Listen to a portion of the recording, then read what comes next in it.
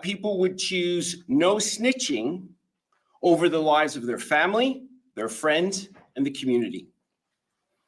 We must become a collective force against those who seek to undermine our safety and our shared values. I remind you that our strength lies in our unity and our collective voice. With your help, we will bring those responsible to justice. Even the smallest piece of information is paramount to our mission to stop this violence and bring offenders to justice. We're here to listen, to act, and most importantly, to build your trust in us and the community. Thank you. Now I'd like to invite some comments from Ms. Burns. Good afternoon, everyone.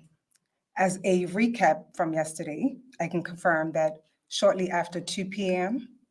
On the 2nd of May, police officers received several 911 calls of gunshots in the Middletown, Pembroke area, Middletown Lane.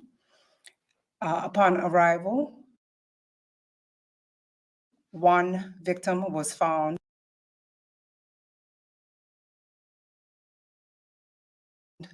with gunshot wounds to the lower extremities of his body.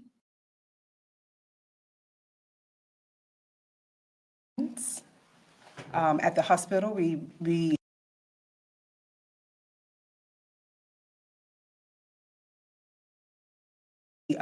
discovered that 3 additional people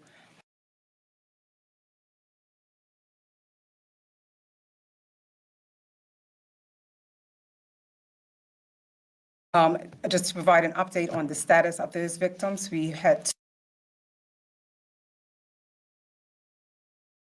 one is in critical condition in the ICU.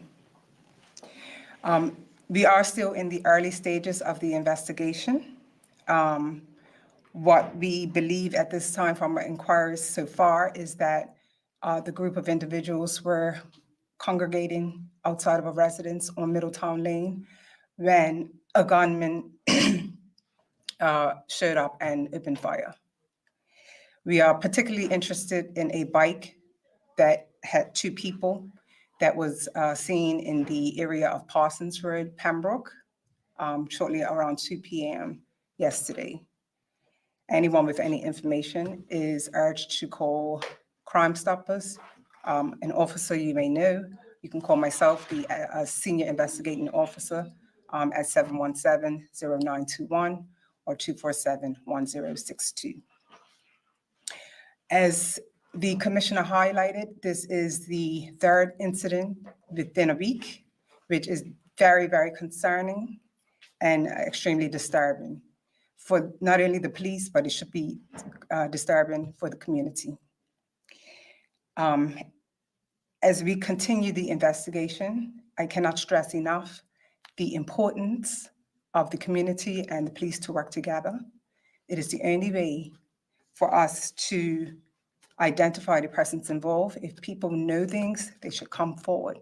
We urge people to come forward.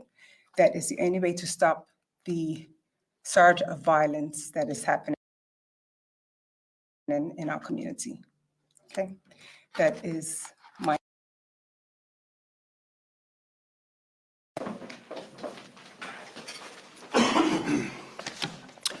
Good afternoon.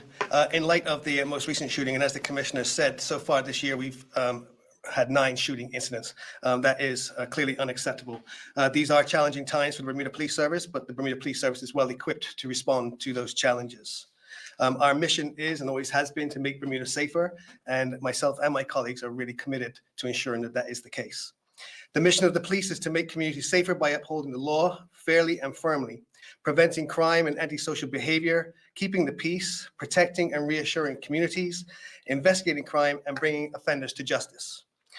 We will act with integrity, compassion, courtesy, and patience, showing neither fear nor favor in what we do. We will be sensitive to the needs and dignity of victims and demonstrate respect for the human rights of everyone in the community. We will use discretion, professional judgment, and common sense to guide us, and will be accountable for our decisions and our actions. We will work with communities and partners, listen to their views, build their trust, to understand and meet their needs. The Bermuda Police Service's response will be highly proactive through this weekend and going forwards, utilizing the least intrusive and coercive law enforcement measures possible to reduce harm to members of the public and to maximize the safety of police and members of the public. We will deliver a proportionate policing response with zero tolerance to any violent act. We have identified several hotspots throughout the island in the eastern area, central area, and western area, and you can expect to see a heightened police presence in a robust form in those areas.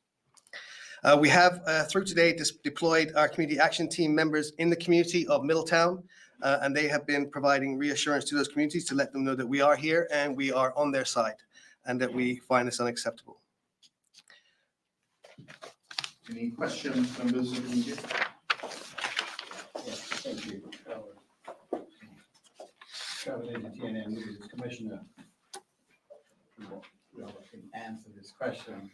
Was these three incidents related last Friday, yesterday, and Sunday night? Are they related in any way? So what I can say that there's ongoing gang tensions, and there most likely is some form of connection between the incidents. Have you noticed the trend that has changed where you've got family members now being targeted, fathers, senior members of families? Are you aware of this trend? So definitely there's been some unique or new facets of some of the victims that have been particularly shot at or killed, and it is concerning. And I appreciate, you know, the point that you're making that this could have turned into a slightly different dynamic as a result of recent events. Is the police prepared for, I guess, what I would call greater intensity from these individuals on trying to get, they can't get one target, they go out to someone that's close to you. Are you prepared for that? So as the reality is, this is, you know, we've been here before. We've had very, you know, we've had significant incidents of violence. You've cast your mind back to, you know, 2010, 11, 12.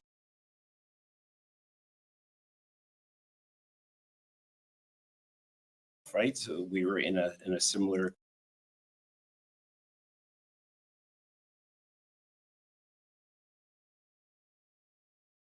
kind of situation. 9/5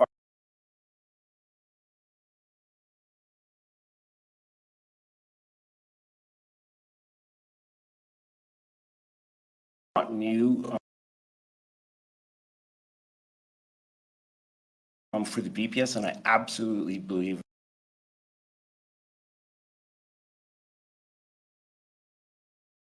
we have the resources and capability to deal with this.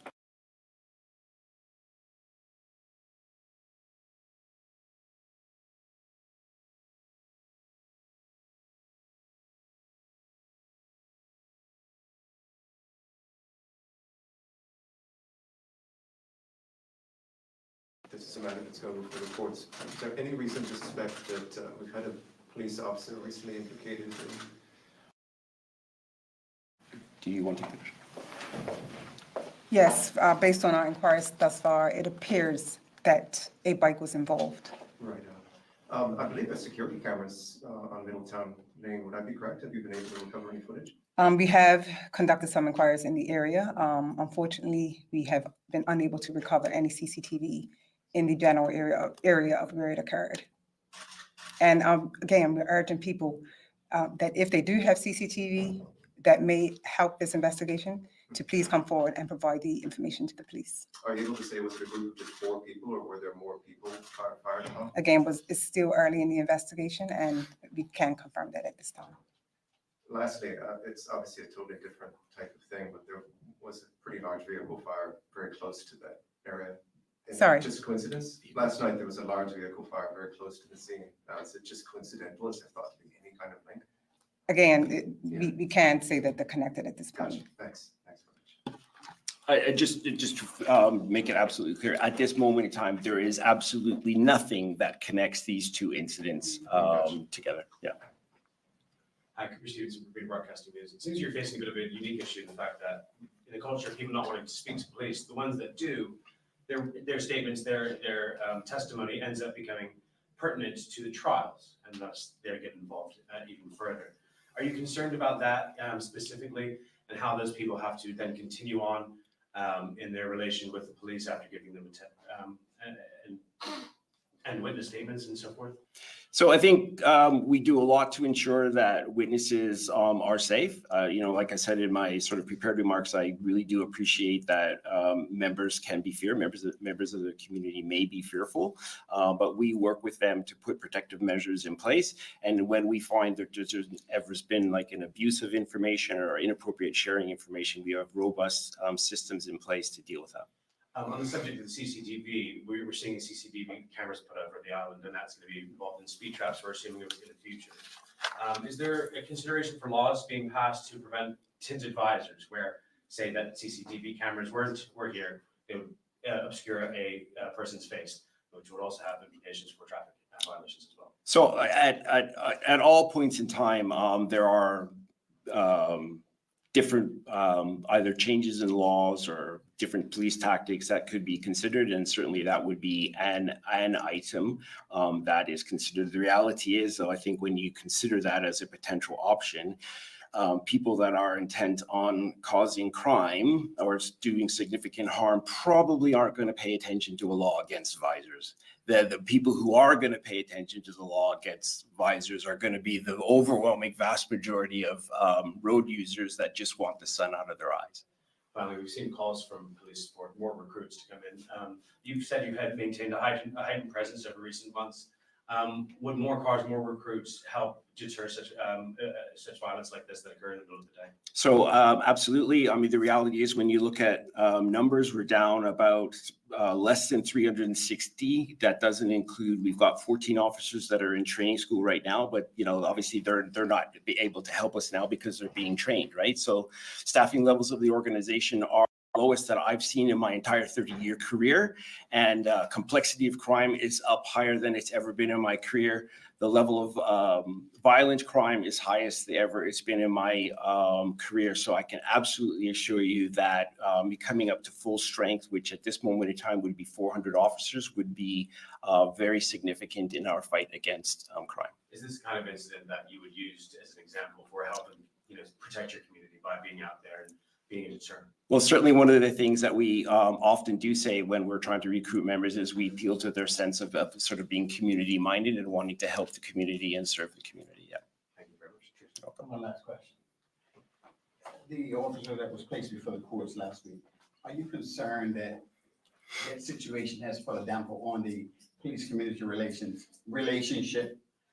This might cause individuals to not trust police, your organization? So, I mean, absolutely, Trevor. The reality is that that incident is shameful. That incident makes it a little bit harder to hold your head high in the community. There's no two ways about that. But I want to be absolutely clear with the community that that is one individual out of 360. And the overwhelming vast majority of our members are law-abiding, care deeply about the community, are absolutely abhorred by what has taken place, and it doesn't represent them or their values. If I may, members of the media, that situation also points to the fact that the Bermuda Police Service will not hide anything that would occur in-house that could hamper the efforts of the Bermuda Police Service in ensuring that Bermuda remains a safe place. If individuals within the Bermuda Police Service commit wrongdoing, they will be held accountable, and as any other member of the public. So the Bermuda Police Service stands by what its various commitments are to the community in terms of being straightforward, being transparent, being fair. So as opposed to this being of a negative impact on the community, it should in fact be viewed as the Bermuda Police Service dealing with crime in any area of the community, including in-house. And that should do well. That should go far in boosting confidence in the BPS. Any other questions? All right, thank you very much. I appreciate it.